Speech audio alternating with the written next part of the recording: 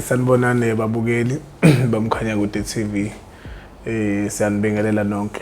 Nibingelela ukukhuleka nokaMthethwa osendaweni yaseSikhaweni. Babukeli la kunodaba olungapha endaweni yase eJozini mangaqambona manga. Kodwa so udaba lumi kanje babukeli namanje lento yenyanga ihamba ibuye yabantu abasebenza ngamakhambi esiZulu phecelezi inyanga. Shuthi kunezinsizwa la engeke ngazi ukuthi isibalo sazo zazi ingakanani. Kodwa kwakuziwa ngamadoda empela nje ngendlela udaba oluyilona likhomba ukuthi abantu ababengaphezulu ka3 noma ngabangaphezulu kwaba2. Lamadoda ke askisi lamadoda ahamba aya enyangeni thizeni. Inyanga le eyayazi inyanga ezimbili. Lezi inyanga ezimbili kwakuzinyanga ezazaziwa ngapha endaweni yaseJozini ukuthi ezintweni zomuthi benza izinto zenzeke. Kusho ukuthi inyanga kahle kahle ezazi namandla kakhulu ya ngasho njalo basho njalo bethi ubani unamandla okudlula usho ukuthi umuntu owayenza izinto zenzeke okudlula izinyanga ezazikhona eJozini ngaleso sikhathi. Lezi inyanga zo2 inyanga endala la isibongo sayo bayibiza ngoMathe eyashona qala ke leyadlula kuqala emhlabeni. Kwazothi le yesibili egcine ukushona uMthembu. uMathe wayeyinyanga yayokhokhovula eyayinamandla kakhulu. Yathi mayisidlula emhlabeni yathatha ikhwama zayo yayinikeza uMthembu. uMthembu lo kuyena owasala naye wagila futhi lemkhuba egilwa uMathe. So ke la bobabili ke laba bantu sebadlula emhlabeni. So ke lezi insizwa ziyahamba ziyofuna ukusizwa ngokwesintu enyangeni ekhona endaweni yaseJozini esiza nje abantu eyaziwayo. Ngicabanga ukuthi nje umuntu mhlawumbe mangwase eJozini la kungenzeka ukuthi uyayazi lenyanga. Engizocela ukuthi igama lawo futhi ngingalivezi. So mabefika la lezi insizwa zayizofuna into ethi mayiphathelane nesethwalo kahle kahle. Ngeke ngisho ukuthi ukuthwala noma ngeke ngisho akusona kodwa into yabephathe nomcebo. Ngingasho njalo ngoba phela vele esikhathi samanje once wafuna into ephathelene nomcebo vele sefana ukuthi uthwele le igama ukuthi usethwala usukuhlanganisile kahle kahle ukuthi wena ngabe ufuna ibhizinisi lihamba kanje kanje kodwa sekuyisethwalo. Okay ke ahamba lamadoda afika kule nyanga afika le nyanga yathi kungcono ukuthi behambe beye ethuneni lalenyanga ekuthiwa uMthembu. Khumbula ukuthi uMthembu yena oshone emuva kunoMathe and uyena futhi begila imkhuba. So ke indlela yokuthi laba badoda lawo kuze ezothola enze lezi zinto zawo zenzeke kufanele ukuthi behambe beyethuneni lakhe uMthembu. Hayi nangempela lamadoda ke shuthi babayalela ke amashuthi lawa amathuna indawo yamathuna nje sengilibele igama lakho. Indawo nje shuthi amathuna la wonke umphakathi ufihla khona ilunga labo elisuke edlulile emhlabeni. Indawo shuthi nje enamathuna hayi ngoba ngiyazi emakhaya kwenzeka ukuthi amathuna asegcekeni cha lapha na shuthi indawo shuthi eyabe yakhandwa kwathiwa indawo yamathuna okufihla abantu. So lezi insizwa ke zibe seyihamba lezi insizwa ziyakhona ethuneni ziyomba ukuthi zazi imbandlelani noma zenza kanjani anginalo ulwazi kodwa khona za inhloso yazo ukuyomba lapha ziyogila imkhuba kuleli thuna likaMthembu.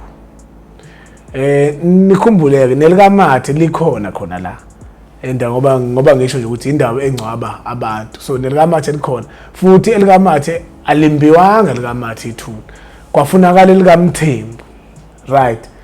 Ayishuthi befika shuthi ngoba lento akuyona into ababengayenza ubusuku obubodwa. Bayo usuku lokuqala baze baya ngisho kwelesibili.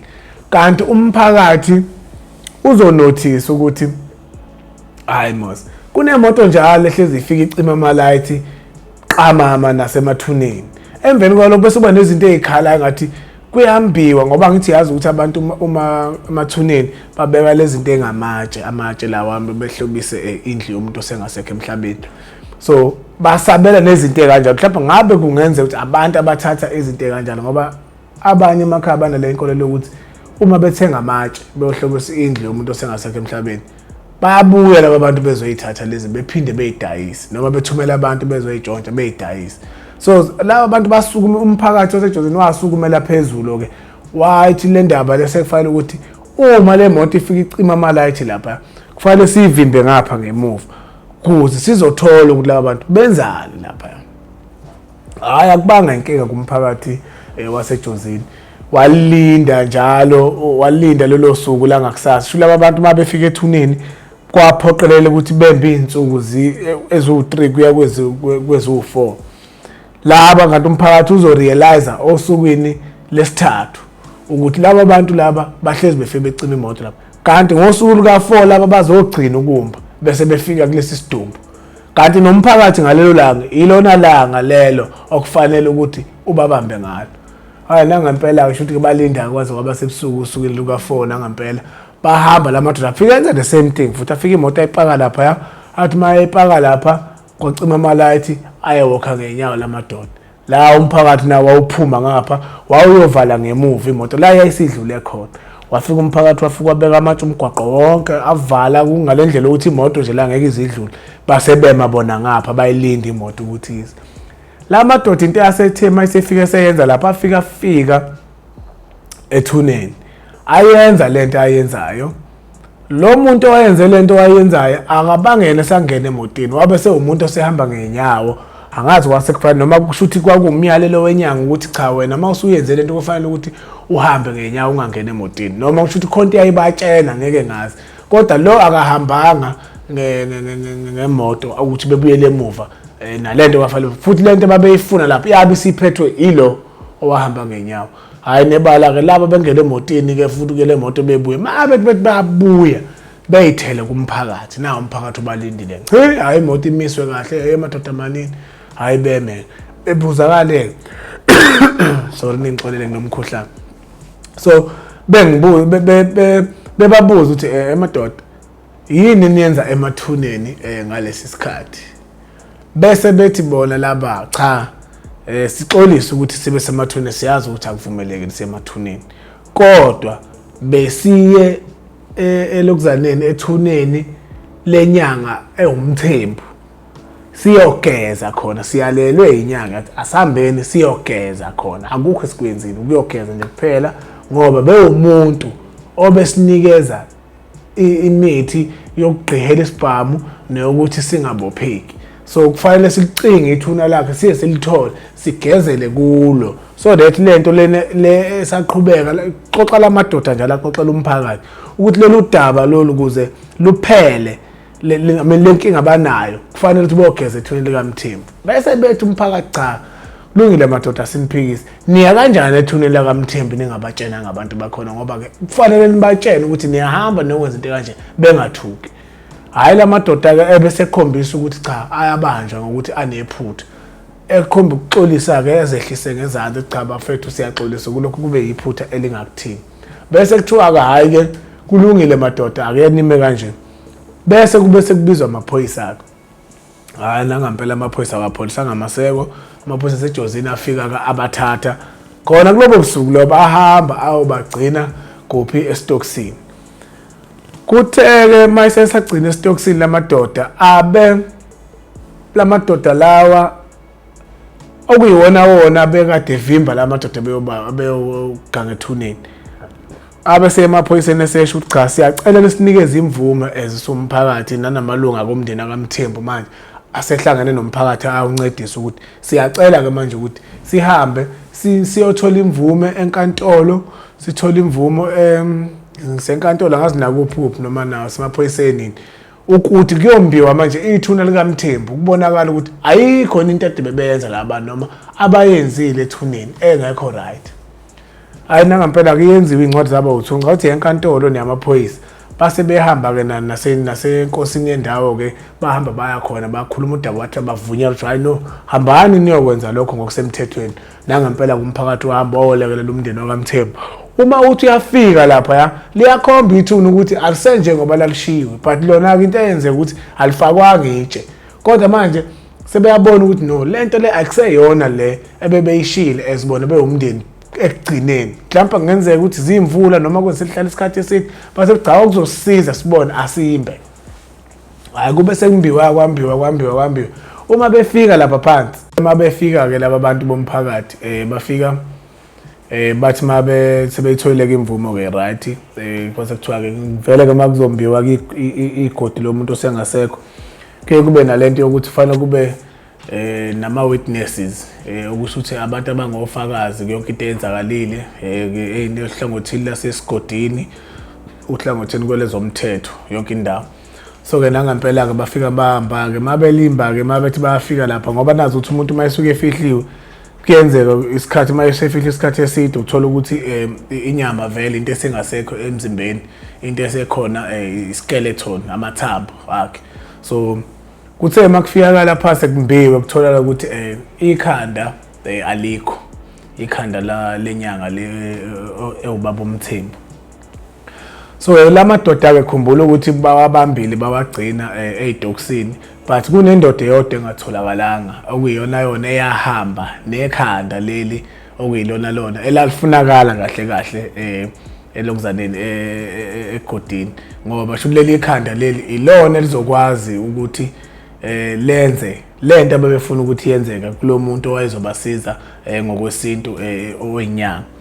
So kube sekubuyelwa ke emuva kwafike kwathiwa kulezi insizwe zaseDoksini emadoda sihambile sahamba lapha sibese sithola ukuthi ekhandeni emzimbeni esidumbini lesibese sifihlwe ngaphansi lapha yana simbelwe kwatholakala ukuthi ikhanda alisatholakala. So ke ngabe ikhanda lishonephi ngoba nithe nina niade niyogeza phekwethuna so ke manje ikhanda lisekho and abantu vele abaye lapha ethuneni iningi. Hayi lamadoda ngokuthi ke vele aseyabona ukuthi cha asebanjiwe ezintweni bekade bethi bayozenza lokho bebekukhuluma kusekhona babese behlala phekwa lokudaba lokuthi cha bona bathunywe inyanga ukuthi bona bebefuna ukuphakamisa izinto zabo bebe abantu shuthi abanomcebo noma izinto mabezenza zenzeke babe inyanga sibayalile ukuthi kunenyanga eseyadlula emhlabeni okwakuthiwa uMthembu abahambe beyomba igodi layo bethole ikhanda ngoba lenyanga yayinyanga eyayenza izinto zenzeke eyayinamandla futhi shuthi ngokwamandla kokuphatha umuthi. So kilona khanda lalizokwenza izinto zabo zenzeke. Hayi ke nangempela lamadoda ke abese etholakala ke esenecala lokuthi ahambe isidumbu somuntu osengasekho emhlabeni ngokungemthetho kube sekubetholakala benecala baboshwa ke babe sebegwetshwa kwabe sekuthungathwa ke le ndoda nalelinyanga kuyiyona yona ebayalele indoda le eyayihambe nekhanda babe sebegcina sebeyithola nayo kodwa kwasho ukuthi sebeyithola indoda vele nayo into zasho ukuthi yayi sisiqhubekile yona yazenza bese sekuwumuntu obese esenamandla njengesivumelwano senyanga kwasho ukuthi ke inyanga kube siphelela izinsuku zokuthi ibela ngaphandle yabasiboshwa nayo ukuthi ikhohlise abantu yathena bambeyomba igodi ibephule umthetho bagcina sebebanjwa ke bonke baboshwa nawo le ndoda esingaphandle yayo joina lamadoda eyikade ihlukane nawo bagwetshwa ke bajeziswa kanjalo ngokuthi bambe ithuna. So siqaphele babukeli ukuthi uma uya kumuntu wesizulu ukuthi yini akakwenzisa yona ngoba awukwazi ukwenza icala ulenze ngelinye icala ekugcineni kwakhona uzogcina ungalungelwa ilutho. Siyazi ukuthi imithi lesithola kubantu besizulu esisebenzisayo asazi ukuthi eminye yayo ikhandwe ngani. Ngithi lokho kungcono ukwenza into ungazi futhi uyibone ukuthi ayinabo ubungozi bokuthi ingahlukumeza omunye umuntu njengoba laba babazi ukuthi mabeyogubha igodi lomuntu osengasekho kuhlukumeza umndeni lo owalahlekelwa lelo lunga lelo. So ke kwakuyicala vele. So izinyanga izinto ezisenza siqaphele sibhekisise singavumeli nanoma yini ngoba egcineni ugcina uboshwa. Wawuyitshenile empilweni yakho ukuthi ejele awusoze wangena futhi ngoba yini uyazazi uyena umuntu ohlukela abantu noma uyena umuntu futhi owenza izinto ezingakholela ukuthi usuboshwa. Bheka nje usuboshwa ukuthi ubuyofuna usizo. So ke sikubheke lokho sikuqaphele babukeli izinto lezi ezisifundisayo ukuthi fanele senze kanjani indlela yokuphila. Emhlabeni uNkulunkulu ukhona siyamthandaza uyosipha amandla vele ukugwilika kwethu noma ukuphumelela kwethu ngeke kuze kwenzeke ngesikhathi esisodwa noma ngeke kuze kwenzeke ngeminyaka leyo suke silindele ngayo, kepha kunezikhathi zethu. Umuntu nomuntu unesikhathi akufanele sidlale ngalonyaka wakhe esimvumelayo ukuthi unyaka wakhe. Uma ukuzwe nje nawe sixoxa singabantu ukuthi hey cha lo nyaka lo ungivumile, uthola ukuthi ngoba usho njalo sho kule minye iminyaka ibingakuvumile. Lokho sekukhomba ukuthi nawe sekuyisikhathi sakho sokuthi kwenzeke. Nalowo makusakhona kusamenzakalela mbongele lowo muntu ngoba nawe sakhe awusasiyofika ngoba ekugcineni asidalelanga ukuhlupheka size siyofa. So ke siyabonga kakhulu babukeli ukuthi ninikeze isikhathi nisibukele nishiye konke enikwenzayo, niqhubeke njalo nisibuke. Somkhanya kude siyanithanda namanje ngiyalishumela livesi asambe siyoshaya 100K. Siyabonga.